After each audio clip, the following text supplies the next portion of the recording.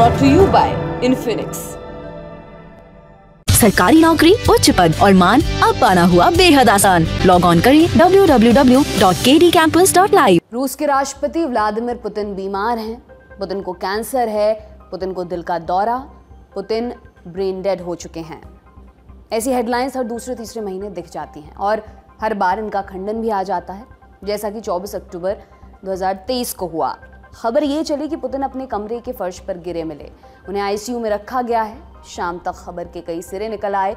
फिर रूसी सत्ता प्रतिष्ठान के केंद्र क्रेमलिन की सफाई आई। कहा सब अफवाह है, साहेब पूरी तरह फिट हैं, उनको कुछ नहीं हुआ। भले ही ये अफवाह शांत हो गई हो, लेकिन एक सवाल बचा रह गया है, पुतिन के बाद कौन? उनकी उम्र 71 बरस हो चुकी है। पिछले 24 बरसों से वो सत्ता में है। साम दाम दंड भेद की नीति से राज किया है। आज के समय में पुतिन और रूस एक दूसरे के पर्याय बन चुके हैं। उनके बिना रूस की कल्पना मुश्किल है। इसलिए अक्सर ये पूछा जाता है कि अगर पुतिन हटे फिर क्या होगा? उनके बाद रूस को कौन चलाएगा? क्या कुर्सी के लिए मारकाट मच सकती है और वर्ल्ड ऑर्डर में क्या क्या बदलाव आ सकते हैं? नमस्कार, मेरा नाम दिव्यांशी सुमराव है। आप देखना शुरू कर चुके हैं दी लंदन टॉप का अंतर्राष्ट्रीय प्रसंगों से जुड़ा रोजाना का कार्यक्रम दुनियादारी, जहां आज कहानी पुतिन के बाद के रूस की। इस कहानी का जो पहला चैप्टर है वो शुरू होता है 31 दिसंबर 1999 को। उस रोज रशियन फेडरेशन के पहले राष्ट्रपति बोरिस येल्त्सिन ने इस्तीफा दिया। रशियन फेडरेशन सोवियत संघ के विघटन के बाद अस्तित्व में आया था। ये रूस का आधिकारिक नाम है। येल्त्सिन ने 8 बरस तक सत्ता चलाई थी। एक समय तक ईमानदारी, लोकतंत्र और बुनियादी अधिकारों के हिमायती माने जाते थे। बाद में भ्रष्टाचार और परिवारवाद के आरोप लगे। धीरे धीरे उनकी लोकप्रियता घटती चली गई और फिर एक रोज अचानक कुर्सी छोड़नी पड़ी। फिर सवाल आया कि उनकी जगह कौन? येल्त्सिन के सामने कई विकल्प थे। कुलीन दोस्त थे, जिन्हें ओलिगार्क्स भी कहते हैं। इन लोगों ने उनके चुनावी कैंपेन में पैसा लगाया था, बदले में तेल और गैस के कुएं लिए। धीरे धीरे वे सरकार की पॉलिसीज तय करने लगे और सामने रहकर सरकार चलाने की नीयत पालने लगे। कुछ उनके करीबी मंत्री थे जो किसी भी तरह प्रमोशन चाहते थे। येल्त्सिन को इस बात का अंदाजा हो चुका था। फिर उन्होंने अपने दामाद और चीफ ऑफ स्टाफ वैलेंटिन युमासेव को मिलने बुलाया, सक्सेसर तय करने के लिए। येल्त्सिन ने कुछ नाम सुझाए, मगर युमासेव उन नामों से संतुष्ट नहीं थे। फिर येल्त्सिन ने पुतिन का नाम लिया। पूछा, तुम पुतिन के बारे में क्या सोचते हो? दरअसल युमासेव ही पुतिन को क्रेमलिन लाए थे। काम से काफी प्रभावित थे। बोले, आप कंसिडर कर सकते हैं, मुझे लगता है कि वो आपको निराश नहीं करेगा। येल्त्सिन मान गए। अगस्त 1999 में पुतिन को प्रधानमंत्री बना दिया, लेकिन आगे का प्लान नहीं बताया। जुलाई 2000 में उनका कार्यकाल खत्म हो रहा था। सोच थी कि अगले राष्ट्रपति चुनाव में पुतिन को खड़ा किया जाएगा, मगर चुनाव आता उससे पहले एक फोन कॉल आया पुतिन को। येल्त्सिन का कहा गया, जल्दी मेरे घर आओ, जरूरी बात करनी है। पुतिन बड़ी हड़बड़ी में उनके घर पहुंचे। वहां एक कमरे में युमासेव, येल्त्सिन और उनके पर्सनल सेक्रेटरी बैठे थे। येल्त्सिन ने उनसे कहा, मैं परसों इस्तीफा दे रहा हूं, तुम शपथ लेने की तैयारी करो। पुतिन ये बात सुनकर अवाक रह गए। उन्हें इस बात का कोई अंदाजा नहीं था। वो सिर्फ इतना बोल पाए, एज यू से सर। और ये तारीख थी 28 दिसंबर 1999 की। 31 दिसंबर को येल्त्सिन ने कुर्सी छोड़ दी। उसी रोज पुतिन ने कार्यवाहक राष्ट्रपति के तौर पर शपथ ली। ये पूरे रूस के लिए एक सरप्राइज था। दिसंबर 2019 में युमासेव ने बीबीसी के एक इंटरव्यू में बताया, सिर्फ 5 लोगों को इसके बारे में पता था, मैं, पुतिन, येल्त्सिन, उनकी बेटी तात्याना और उनके पर्सनल सेक्रेटरी। येल्त्सिन ने अपनी पत्नी को भी इस बात की जानकारी नहीं दी थी। बाकी लोगों के लिए पुतिन का राष्ट्रपति बनना आश्चर्य का विषय था, मगर येल्त्सिन ने बहुत सोच समझकर ये फैसला लिया था। जानकार कहते हैं इसके पीछे उनकी 2 मंशाएं थीं। पहली, लेगेसी। येल्त्सिन ऐसा उत्तराधिकारी चाहते थे जो उनकी नीतियों को जारी रखे। उन पर परिवार को फायदा पहुंचाने के आरोप भी थे, इसलिए उन्होंने ऐसा व्यक्ति चुना जो परिवार से अलग हो लेकिन उनके इशारों पर चले। दूसरी वजह भविष्य की आशंका से जुड़ी थी। येल्त्सिन को यह भी डर था कि सत्ता से हटने के बाद मुकदमा चल सकता है, जेल भेजा जा सकता है, परिवार को परेशान किया जा सकता है। पुतिन को कुर्सी देकर वो वफादारी हासिल करना चाहते थे, ये भरोसा भी कि उनके कुनबे का हित कभी प्रभावित नहीं होगा। पुतिन ने क्या किया? उनकी आशंका को दूर किया। येल्त्सिन या उनके परिवार पर कोई मुकदमा नहीं चला, सारे आरोप रफा दफा कर दिए गए। 2007 में येल्सिन की मौत हुई तो राष्ट्रीय शोक घोषित किया गया। पुतिन ने उन्हें महान नेता बताया, लेकिन जो इशारों पर चलने वाली बात थी, पुतिन ने उसे बहुत जल्द भुला दिया। उन्होंने अपना तरीका विकसित किया, अहम पदों पर अपने लोगों को बिठाया, विरोधियों को ठिकाने लगाया। मार्च 2000 में पहली बार चुनावी मैदान में गए, जीतकर राष्ट्रपति बने। 2004 में दूसरी बार राष्ट्रपति चुनाव जीते, 71% से ज्यादा वोट मिले। 2008 में तीसरा चुनाव हुआ, लेकिन इस बार पुतिन खड़े नहीं हुए। रूस के संविधान में व्यवस्था है कि कोई व्यक्ति लगातार 3 बार राष्ट्रपति नहीं रह सकता। तब पुतिन ने अपने वफादार दमित्री मेदवेदेव को कैंडिडेट बनाया। मेदवेदेव आसानी से जीते और पुतिन बन गए प्रधानमंत्री। हालांकि सारे फैसले उन्हीं के होते थे। जब 2012 में चुनाव आया, तब तक तीसरे टर्म वाली बंदिश खत्म हो चुकी थी, साथ में 4 साल की बाध्यता भी। अब राष्ट्रपति का कार्यकाल 6 बरस का हो चुका था। पुतिन का तीसरा टर्म 2012 में और चौथा टर्म 2018 में शुरू हुआ। 2020 में संविधान में फिर से संशोधन हुआ। पुतिन ने 2 और बार राष्ट्रपति बनने की वैधता ले ली। अब वो चाहे तो 2036 तक राष्ट्रपति बने रह सकते हैं। ये अपने आप में ऐतिहासिक होगा। उनकी सत्ताधीशी की उम्र का अंदाजा कुछ उदाहरणों से समझते हैं। जब से वो सत्ता में आए तब से अमेरिका में 5 राष्ट्रपति हो चुके हैं। Bill Clinton, George W Bush, Barack Obama, Donald Trump और जो बाइडेन।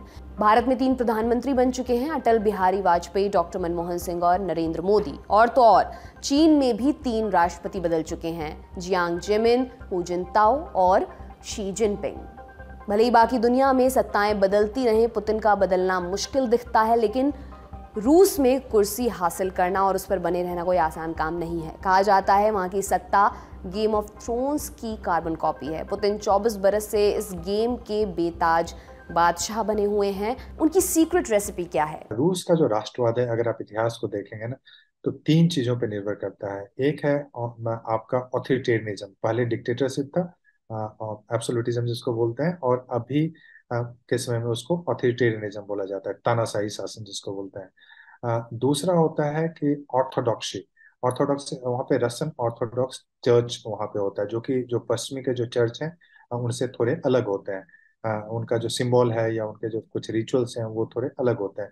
प्रोटेस्टेंट और कैथोलिक दोनों से अलग होता है, और इनका अपना एक हेड होता है जो कि अभी किरिल है। रूस में किरिल है। तो वो पहला हुआ ऑथोरिटेरियनिज्म, दूसरा हुआ रशियन ऑर्थोडॉक्सी, और तीसरा वहाँ का राष्ट्रवाद। तो इन तीनों चीजों पे रूस का जो अभी वहाँ पे है, वहाँ पे शासन जो चलता है, ये उसका नेशनलिज्म का आधार है। तो वहाँ पे आप देखेंगे कि अभी जो रूस में जो अभी जो समस्याएं आ रही हैं और क्यों पुतिन वहाँ पे टिके रहे, तो उन्होंने 2 चीज को बड़ी अच्छी तरह से वहाँ पे लोगों के सामने प्रस्तुत किया है। एक है वहाँ पे कि रूस को हमने विघटन से बचा लिया। मतलब सोवियत यूनियन का विघटन तो 1991 में हो चुका था, लेकिन वो अब यह भी डर था कि रूस का भी विघटन हो जाएगा। जैसे चेचनिया में अलग डिमांड चल रहा था, दागिस्तान में अलग डिमांड चल रहा था उनके अलग होने का, साइबेरिया के इलाके में अलग मांग चल रहे थे अलग होने का। तो उसको बचाने में पुतिन ने बहुत इंपॉर्टेंट रोल प्ले किया है। एक सेंट्रलाइज सिस्टम वहां पे स्थापित किया है, जो कि नहीं था। और दूसरा कि जो भी जहां भी तानाशाही चलता है उसमें एक और बहुत ही महत्वपूर्ण एक एक एक तत्व होते हैं, वह है वहां पे ग्रोथ, इकोनॉमिक ग्रोथ। आप जानते हैं कि 1990 के दशक में रूस की स्थिति बहुत ही खराब थी, इन्फ्लेशन बहुत ज्यादा था, प्राइवेटाइजेशन का दौर था, और काफी वहां पे दिक्कतें आ रही थी लोगों को। तो उसके बाद उन्होंने 2000 से, जब से उन्होंने शासन संभाला है, तो उस समय से 2008 तक रूस में ग्रोथ रेट जो है 8%, 9%, 10%, इस ढंग के ग्रोथ रेट होते हैं। तो स्टेबिलिटी और ग्रोथ, इसको उन्होंने वहां के लोगों से काफी बेचा है। और अभी वहां पे एक और चीज उन्होंने लोगों के सामने बताया कि जो पश्चिमी के देश हैं वो चाहते हैं कि रूस का फिर से विघटन हो जाए। तो रूस को उन्होंने एंटी वेस्टर्न जो प्रोपेगेंडा है या एंटी वेस्टर्न जो पॉलिसीज है, उसको उन्होंने काफी लोगों को वहां पे समझाया है, उसको प्रोपेगेंडा के रूप में भी यूज किया है, जिस कारण से उनकी जो लोकप्रियता है अभी भी बनी हुई है। लगभग अभी भी मैं बोलूं कि 70% लोग वहां अभी भी पुतिन को सपोर्ट करते हैं। उनकी बहुत सारी पॉलिसीज को नहीं सपोर्ट करते, लेकिन पुतिन का रहना वो चाहते हैं कि वहां पे पुतिन अगर नहीं रहे तो रूस का फिर से विघटन पश्चिमी देश करवा सकते हैं, इस ढंग का लोगों का मानना है। तो इस कारण से लगभग वहां पे आप देख रहे हैं कितने दिनों से पुतिन वहां पे बने हुए हैं, और उनका लोकप्रियता का यही कारण है। और इसके अलावा यह भी है कि वहां पे जो ऑपोजिशन पार्टीज हैं वो हैं तो बहुत सारे, लेकिन मजबूत बिल्कुल भी नहीं है। सबसे इंपॉर्टेंट जो पॉलिटिकल पार्टी है वो यूनाइटेड रशिया पार्टी है, जो कि पार्लियामेंट में अभी भी मेजोरिटी है, जिसकी ड्यूमा में वहां पे मेजोरिटी है। तो वो भी पुतिन हालांकि उसके मेंबर नहीं है, लेकिन वो उनकी ही सपोर्टेड पार्टी है। तो इस कारण से वहां पे एक तरह से उनका एकाधिकार है और उनपे अभी कोई खतरा नहीं लग रहा है मुझे। आज के समय में पुतिन रूस के सर्वमान्य नेता हैं, कम से कम बाहर से तो ऐसा ही दिखता है, लेकिन जब वो सत्ता में आए तब शायद ही किसी ने ऐसी कल्पना की थी। उन्हें बहुत कम लोग जानते थे, उनका कोई पॉलिटिकल बैकग्राउंड नहीं था, कोई बैकअप नहीं था, इसके बावजूद वो कायम रहे। ये कैसे संभव हुआ? ये सवाल हमने पूछा जवाहरलाल नेहरू यूनिवर्सिटी में assistant professor doctor Amitabh Singh से। पुतिन की अपनी एक पार्टी थी, यूनाइटेड रशिया पार्टी, जो 2000 से 2011 तक सबसे डोमिनेंट पार्टी थी, और रूसी संसद में भी उसके प्राइम मिनिस्टर उसी पार्टी के चुने जाते थे। लेकिन 2011 में जब दिमित्री मेदवेदेव प्रेसिडेंट थे, तो उसको यूनाइटेड रशिया पार्टी का जब चुनाव हुआ वहां के पार्लियामेंट के लिए, तो उसमें बहुत कम सीटें आई। तो लेकिन दिमित्री मेदवेदेव के राष्ट्रपति रहने के चलते उनका जो पावर था शायद, या उनका जो रिजीम था, वो उतना सक्सेसफुल नहीं रह पाया था। इसलिए यूनाइटेड रशिया पार्टी को उतने वोट नहीं है। लेकिन पुतिन बहुत पॉपुलर, रेटिंग में हालांकि अभी से कम था, लेकिन पॉपुलर थे। करीब 60-65 के प्रतिशत के बीच लोगों का ओपिनियन पोल में उनका जन समर्थन था। लेकिन 2011 के बाद उन्होंने अपने आप को यूनाइटेड रशिया पार्टी से अलग कर दिया। संविधान में उन्होंने ऐसे परिवर्तन किए कि उनके करीबी लोगों में, संविधान में परिवर्तन किया और अपने करीबी लोगों को शीर्ष स्थानों पर बैठाने लगे। जैसे उन्होंने एक अपनी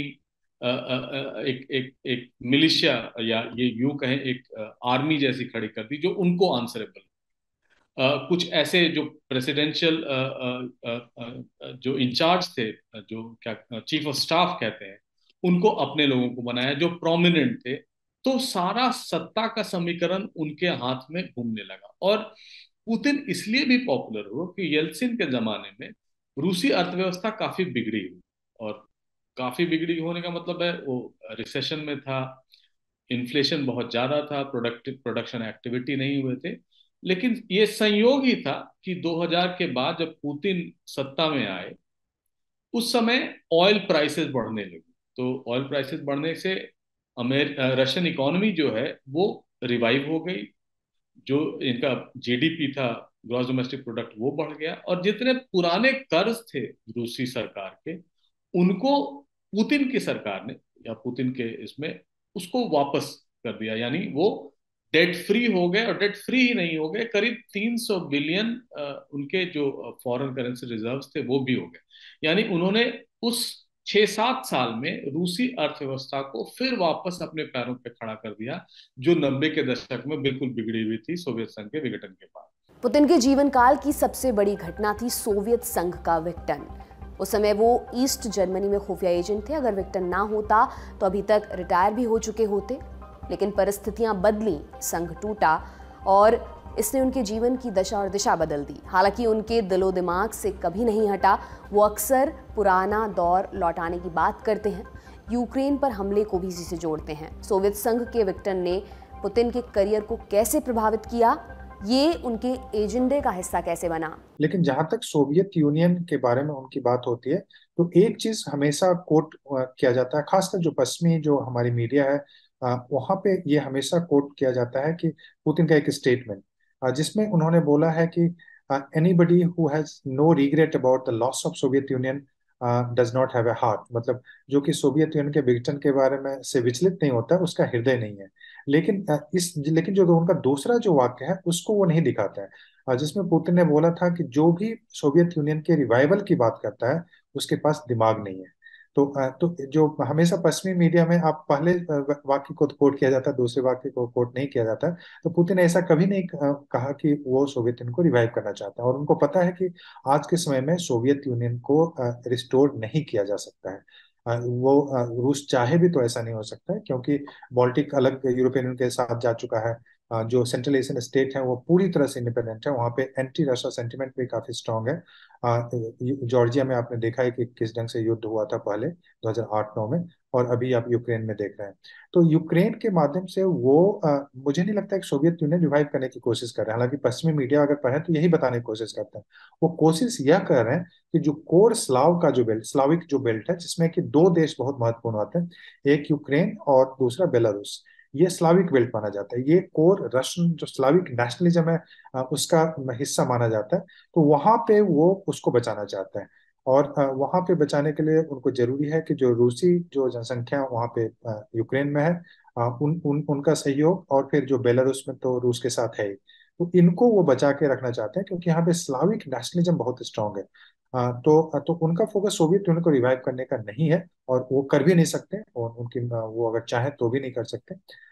ये जरूर है कि सोवियत यूनियन के जो विघटन हुए हैं वहाँ उससे काफी जो खासकर जो उम्र दराज लोग हैं रूस के, वो उसको मानते हैं कि ये कई कुछ गलत तरीके से हुआ है, ऐसा नहीं होना चाहिए था। क्योंकि बहुत सारे उन लोगों को पता नहीं था कि क्रीमिया जो कि पहले रूस का हिस्सा होता था, उसको लेनिन ने दे दिया था यूक्रेन को। तो इस ढंग के इश्यूज आएंगे, लेकिन अभी वो इश्यूज आ रहे हैं। तो यूक्रेन को मुझे लगता है कि उस परिप्रेक्ष्य में देखना चाहिए, कि स्लाविक नेशनलिज्म के परिप्रेक्ष्य में देखना चाहिए, सोवियत यूनियन को रिस्टोर करने के परिप्रेक्ष्य में नहीं देखा जाना चाहिए। पुतिन के प्रभुत्व के पीछे ओलिगार्क्स का बड़ा योगदान है। ये ऐसे अमीर और प्रभावशाली लोगों का सर्कल है जिन्होंने पुतिन के पीछे सब कुछ झोंक रखा है। बदले में उन्हें सरकारी संसाधन और सपोर्ट मिलता है। लेकिन ओलिगार्क्स भी पुतिन को लेकर एकमत नहीं है। उनके बीच भी वर्चस्व को लेकर अक्सर तकरार चलती रहती है। अभी तक तो पुतिन ने उन्हें कंट्रोल में रखा है, लेकिन उनके बाद क्या हो सकता है? बहुत बार लोग ये कहते हैं कि शायद ओलिगार्क्स वहां सत्ता में आ जाए या सत्तासीन हो जाए। ये संभव नहीं है। हर रिजीम के अपने ओलिगार्क्स हैं, अगर रूस में भी देखें तो। जैसे येल्सिन के समय मिखाइल खोदोरकोव्स्की, जो एक बहुत यंग ब्रैश बिलियनियर थे, यहूदी थे, उन्होंने बहुत पैसा बनाया। जो सरकारी, जो सोवियत जमाने की सरकारी तेल और गैस एजेंसियां थे, उनको सस्ते भाव पर खरीद कर उनका मुनाफा करके, और वो काफी अमीर बन गए थे। उसको पुतिन ने खत्म कर दिया, उनको जेल भिजवा दिया। और पश्चिमी दबाव में, जब वो पश्चिम से क्लोज थे, जब G8 के मेंबर थे, तो मिखाइल खोदोरकोव्स्की को रिहा करके और वो विदेश चले गए, सेल्फ इम्पोज एग्जाइल में आजकल है। वो भी एक बहुत बड़े दावेदार माने जाते हैं वेस्ट में पुतिन के खिलाफ।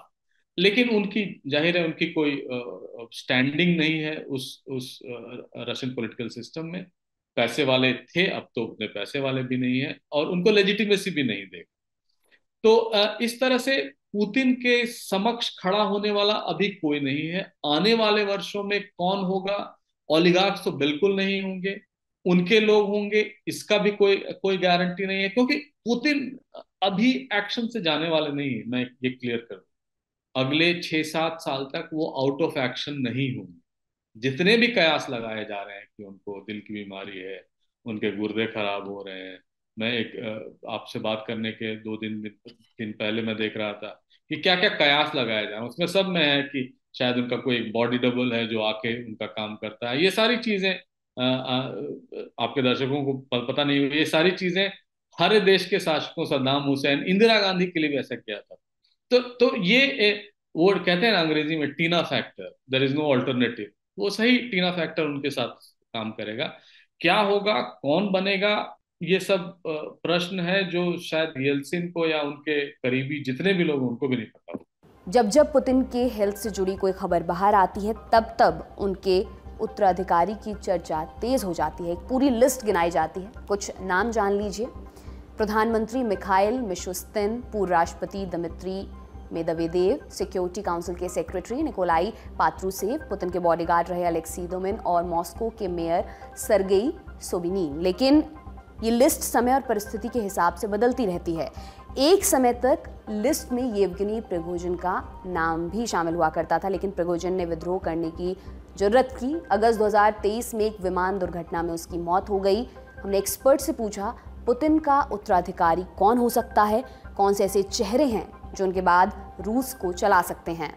अभी ऐसा कोई चेहरा कहना बहुत ही मुश्किल है, क्योंकि जैसे कि जब येल्सिन ने पुतिन को लाया था, किसी को नहीं पता था, पुतिन का चेहरा कोई जानता भी नहीं था। वो एक सिंपल से एक KGB के और FSB के जो उसके एक अधिकारी थे, उसी हिसाब से पुतिन ने कोई अपना उत्तराधिकार अभी नहीं तैयार किया है। कई बार चर्चा जब उन्होंने मेदवेदेव को प्रेसिडेंट बनाया था तो लग रहा था कि मेदवेदेव उनके उत्तराधिकारी बनेंगे, लेकिन उसके बाद उनमें और मेदवेदेव में एक तरह से कुछ विवाद भी आया, क्योंकि उनको उनका मानना था कि मेदवेदेव काफी लिबरल है। तो उस कारण से अब मेदवेदेव को भी नहीं माना जा सकता है।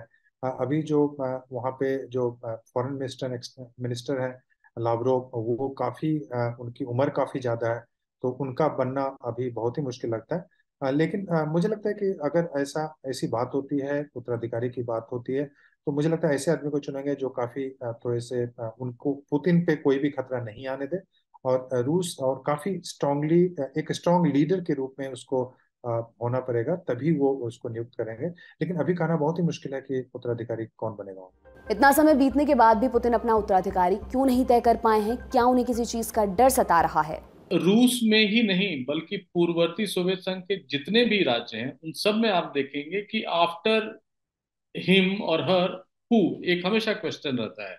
चाहे वो नूर सुल्तान नजरबेव हो या उज्बेकिस्तान हो या तुर्कमेनिस्तान हो, चाहे यूक्रेन ही हो। कई बार तो ये भी लगता था शुरू में, अब तो खैर वहाँ एक सिस्टम, या आर्मीनिया में, अजरबैजान में, तो सारा ये पूरा रीजन ही इस तरह से है। रूस के लिए खासकर ये है क्योंकि रूस में अगर आप देखेंगे पिछली शताब्दी में भी अगर आप पूरा देखें तो चूंकि एक वंशानुगत राजवंश था, उसके बाद जो रिक्तता वहां आई उसके बाद हमने देखा कि जब लेनिन पावर में थे या सत्ता में थे या जीवित थे तब तक तो अच्छा था, लेकिन लेनिन के बीमार होते ही वो सत्ता संघर्ष चालू हो। रूसी संविधान में ये मेंशन है कि अगर किसी कारण से राष्ट्रपति पद पर नहीं रहे, चाहे वो बीमार हो जाए या उसका निधन हो जाए या मानसिक शारीरिक रूप से अशक्त हो जाए, तो प्राइम मिनिस्टर उस प्रेसिडेंट का भार संभालता है या प्रेसिडेंट ऑफिशिएट करता है, लेकिन वो 3 महीने के लिए, 3 महीने के बाद चुनाव होंगे। लेकिन उसमें डिटेल्स नहीं है जो अन्य संविधानों में होता है या अमेरिका में भी। जैसे अमेरिका में भी अगर आप ध्यान देंगे तो अगर प्रेसिडेंट ऑफिस में ही उसका निधन होता है या इन्फर्म हो जाता है तो वाइस प्रेसिडेंट बन जाता है, और वो वाइस प्रेसिडेंट ही प्रेसिडेंट बन के रहेगा रिमेनिंग ऑफ द टर्म के लिए। उसमें इलेक्शन का प्रोविजन नहीं है। लेकिन यहाँ है कि 3 महीने के बाद इलेक्शन होगा और जो भी चुन के आएगा वो बनेगा। तो ये तो संवैधानिक प्रक्रिया है, लेकिन अभी तक कोई सेकंड लाइन ऑफ सक्सेशन इनका नहीं है। 2008 के पहले ये प्रोविजन था कि प्रेसिडेंट सिर्फ 2 टर्म ही चुन के आएगा 4-4 साल के लिए। तो राष्ट्रपति पुतिन उस समय राष्ट्रपति थे 2008 तक, उन्होंने अपने प्रधानमंत्री दिमित्री मेदवेदेव को राष्ट्रपति बना दिया और वो खुद प्रधानमंत्री बन गए। तो आप समझ सकते हैं कि उन्होंने अपनी सत्ता, चूंकि वो एक करिज्मेटिक लीडर हैं, उन्होंने रशियन इकोनॉमी को रिवाइव कर दिया था, उनका सपोर्ट काफी था और एक रूस को एक सशक्त राष्ट्र के रूप में उन्होंने उभार कर भी लाया था। तो 2008 से 2012 तक इस बीच जो दिमित्री मेदवेदेव हैं उन्होंने संविधान में संशोधन करके अब उनको ऐसा कर दिया कि कोई अवधि नहीं रहेगी या कोई एज नहीं रहेगा उनका। 4 साल के 4 टर्म के लिए किया, लेकिन उसको भी इस बार 2021 में उसको उन्होंने कंटिन्यू कर दिया कि ये जब तक चाहे आजीवन कोई भी राष्ट्रपति राष्ट्रपति बन के रह सकता है संविधान में संशोधन। आज के समय में पुतिन को सबसे बड़ी चुनौती यूक्रेन से मिल रही है। फरवरी 2022 में हमला किया था। उन्हें उम्मीद थी कि कुछ दिनों में पूरा यूक्रेन उनके कंट्रोल में होगा, लेकिन ऐसा नहीं हुआ। युद्ध अभी तक चल रहा है। रूसी सेना को भारी नुकसान उठाना पड़ा है। कई मोर्चों से उन्हें पीछे हटना पड़ा। जानकार कहते हैं पुतिन ने बस अपनी नाक बचाने के लिए जंग जारी रखी है। हमने एक्सपर्ट से पूछा, यूक्रेन युद्ध ने पुतिन के वर्चस्व को कैसे प्रभावित किया है? क्या वो ताकतवर बनकर उभरे हैं या फिर उनकी कमजोरियां बाहर आ गई हैं? ओपिनियन सेंटर है रूस में, बहुत फेमस है, लेवाडा सेंटर कहते हैं उसको। वो जैसे हमारे यहाँ पोल, ओपिनियन पोल्स होते हैं जो मार्क कराती है या अन्य संस्थाएं कराती है, उसी तरह है। उसमें दिखाया गया है कि पुतिन की पॉपुलैरिटी युद्ध शुरू होने से अब तक 10% बढ़ी है। तो आप समझ सकते हैं कि हर रूसी इन्वॉल्व हो गया होगा। जो शायद 70 के आसपास थी वो करीब 80 के आसपास हो गई है। उनकी पॉपुलर 80% के आसपास रूसी जनता उनका समर्थन करती है। तो आप समझ सकते हैं कि रूस में पुतिन और पॉपुलर ही हुए हैं, कमजोर नहीं।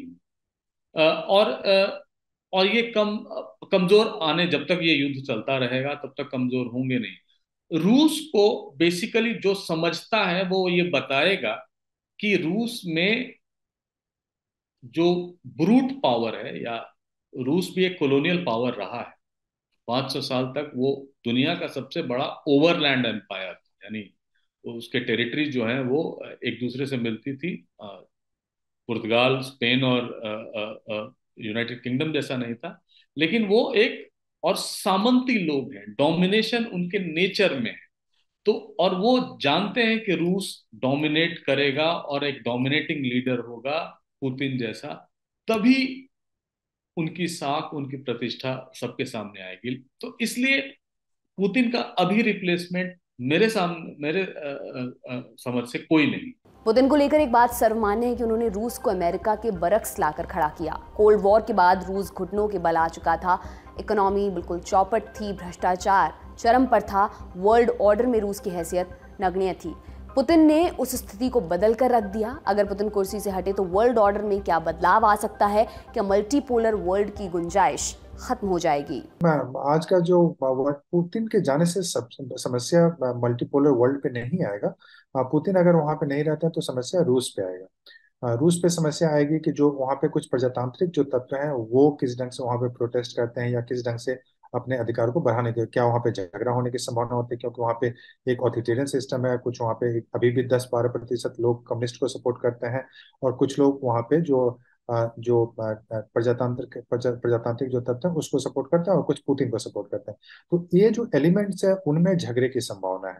वहां पे जो एलिट्स हैं, क्योंकि ये जो सोसाइटी है रशिया, वहां पे हमेशा देखेंगे सोवियत सोवियत संघ के समय में, और अभी भी एलिट कंट्रोल सोसाइटी है, तो एलिट में आपस में झगड़े की संभावना बनती है। तो वैसे में रशिया पे ज्यादा खतरा आएगा। जहां तक मल्टीपोलर वर्ल्ड की बात है, तो देखिए चीन को रोकने से बढ़ने से कोई नहीं रोक पाएगा आज के समय में। भारत को रोक बढ़ने से कोई नहीं रोक पाएगा, जिस ढंग से भारत के का प्रभाव बढ़ता जा रहा है, जिसकी अर्थव्यवस्था बढ़ती जा रही है। ब्राजील को कोई नहीं रोक पाएगा। साउथ अफ्रीका का आगे जाना बिल्कुल तय है, और नाइजीरिया, बहुत सारे देश हैं जिनका की ग्रोथ बिल्कुल तय है। तो वैसे में वर्ल्ड तो मल्टीपोलर होगा, इसमें कोई शक नहीं। अभी जो बहुत सारे कॉन्फ्लिक्ट आप देख रहे हैं उसका कारण भी यही है कि वर्ल्ड बहुत ही मल्टीपोलर है, और अमेरिका अपना उस ढंग से जो दबदबा हेजेमोनी है उसको स्थापित नहीं कर पा रहा है। वेस्ट एशिया में हमने देखा, रूस यूक्रेन में देखा। तो वर्ल्ड तो मल्टीपोलर बनेगा, लेकिन उसमें पुतिन के जाने से उस पर प्रभाव नहीं पड़ेगा। पुतिन के जाने पर रूस के स्टेबिलिटी पे प्रभाव पड़ सकता है, लेकिन मल्टीपोलर वर्ल्ड तो एक सच्चाई है, उसको तो उसको नकारा नहीं जा सकता। आज की दुनियादारी में इतना ही। कल फिर आपसे मुलाकात होगी, इसी उम्मीद के साथ मैं विदा लेती हूँ। शुक्रिया, शुभ रात्रि।